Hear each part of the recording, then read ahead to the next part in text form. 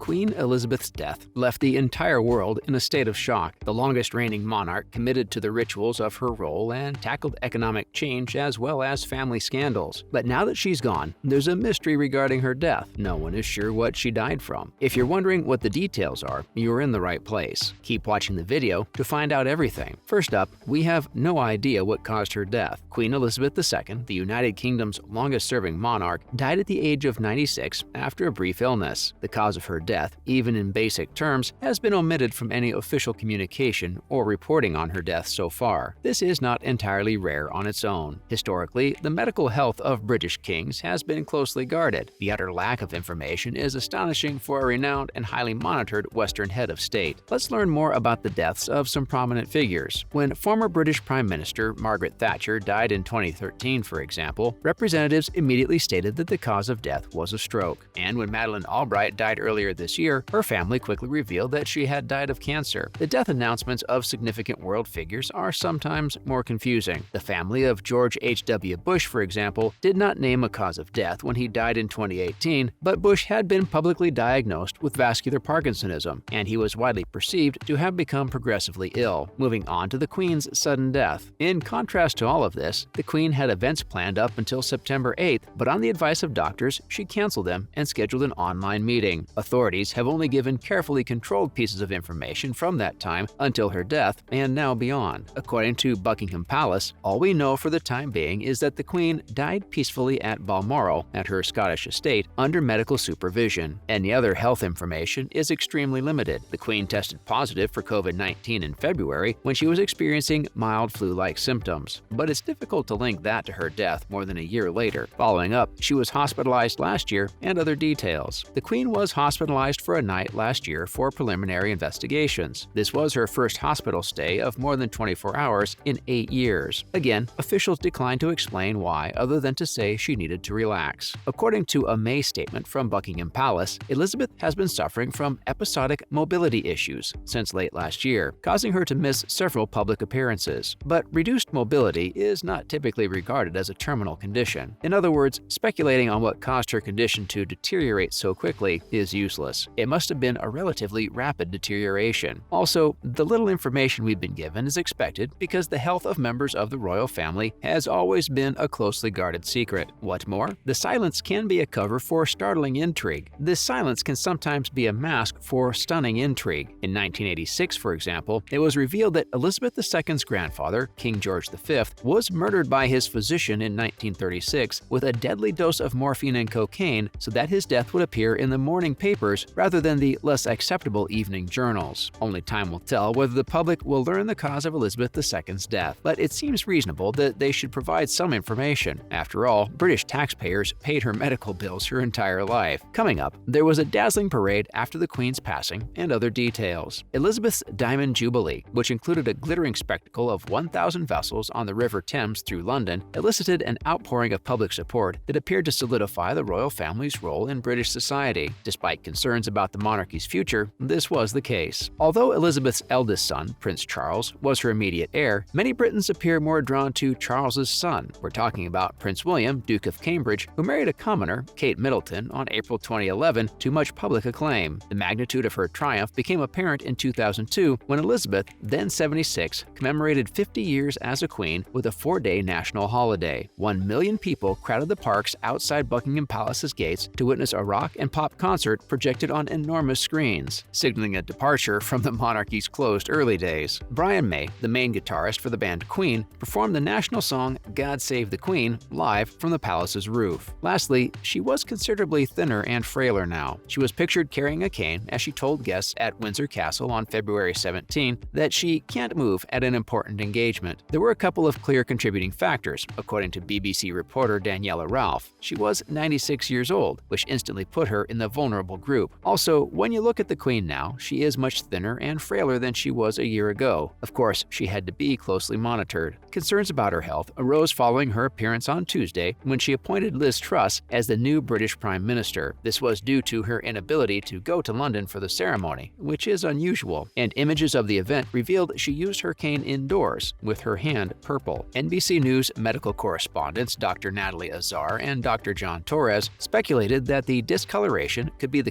consequence of having her blood drawn recently, or having an IV needle placed in her hand. Both of these can cause bruising in older individuals. Sadly, all of these are wild guesses because we might never find out the truth about the Queen's death. Now, on to some other news. First off, what happens to Queen Elizabeth II's assets now? Queen Elizabeth II died at the age of 96 in Scotland at Balmoral Castle. Her Majesty leaves behind almost $500 million in personal assets accumulated during her 70 years of reign, which Prince Charles will receive now that he has been elected king. Though that may appear simple, the Queen's fortune, and what happens to it now, is complicated. Much of what seems to be hers belongs to the so-called royal firm, the $28 billion empire that the British royal family members, such as King George VI and Prince Philip, once referred to as the family business. Forbes magazine estimates her wealth through investments, real estate, diamonds, and other assets to be worth $500 million.